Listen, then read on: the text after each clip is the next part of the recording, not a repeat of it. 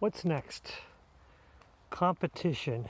Humans seem to thrive off competing with each other and making up conflicts that actually should not exist. Case in point, I have lost 30 pounds in the past year or so. I've actually lost, it's been more than a year. I started a year ago in February because I had hit a high point in my life. I decided I just wanted to lose weight. And that's when I started doing these 1 to 2 hour a day walks, because it's a casual way of losing weight, along with controlling my diet, reducing sugar. I mean, I'm 50 years old, so my body slowed down and I was gaining weight quicker than I was expecting. And where the competition hits is when I explain my weight loss goals and things. I have friends who have say things like, well, you don't need to lose weight. And it became offensive to them because they are, let's just say they're on higher on the weight spectrum than doctors would be more comfortable with. For me, I'm pretty much, I was at the higher point of normal, actually a little bit above healthy, and now I'm almost midpoint in healthy, but I have a small frame. I'm always at a small frame. So although I look thin, what do they call it, skinny fat, I know my body analytics, and although I look thin, I look average, I look normal weight, I want to get in a much better place. I always put these strange goals for myself, and for my goal I want to be lower than the middle healthy range, just so I can have leeway to, then I can stop the dieting situation.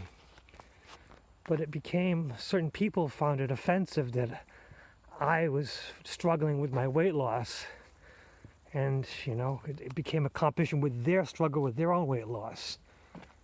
And I never wanted a competition. I never wanted to compare my weight loss to their weight loss. It was not my business. And the things that I do for my weight loss will have no impact and no effect on what they do for their weight loss, because everyone's body is different. And what works for me is not going to work for someone else.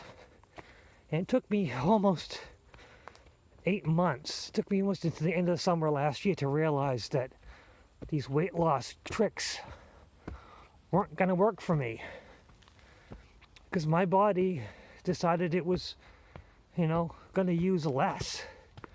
So I'm actually eating significantly less than I was expecting and still maintaining or losing weight slowly. And it used to be frustrating because I had all these ideas of getting to a certain weight loss goal at some certain point, all these charts and stuff. But I realize as long as I'm progressing down, if I lose 1/10 of a pound every week average, I'm still moving down. I'm still moving closer and closer to my goal. And because I am at the healthy weight range, it becomes more and more difficult for my body to lose weight. Another issue is that to lose weight, you have to gain muscle, because if you have more muscle, it'll use your calories better. It'll burn fat better if you have more muscle. But the problem is gyms are closed now, so it kind of put a major kink in my plans. But that's what happens, and I discuss it. I can't discuss it openly with a lot of people, my weight loss goals, because people get offended, because I feel like they turn my achievements into an insult to them. And I don't want to insult anybody. So sometimes when you're talking to somebody and you're having a normal, quiet conversation, and I talk about my weight loss goals and how I'm not achieving it, and they look at me and they say, "You look fine, what's wrong with you?" And I can't take that as offense.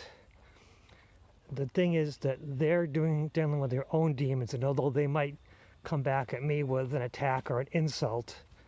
It's not meant at me, and it's them fighting their own personal demons. So sometimes compassionate listening, I always go back to compassionate listening. You have to learn that if someone attacks you or insults you,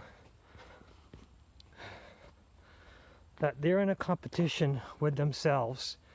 And for some reason, they decided that they are in a competition with you. You have to stop yourself, and if they believe they're in a competition with you, there's nothing you can do to change their mind that they're in a competition with you. You're not in a competition with them, so you have to just end the conversation and just listen to them. Don't try to defend yourself. Don't say things like, well, I'm not competing. I'm not trying to compare myself to you. You just be quiet and let them talk, because they're going to stay more. The more quiet you are, the more information they're going to convey. And at that point, you're able to present a valid defense or justification, or even a conversation. Sometimes it's not even a conversation, a defense. It's just letting them know that you hear what they have to say.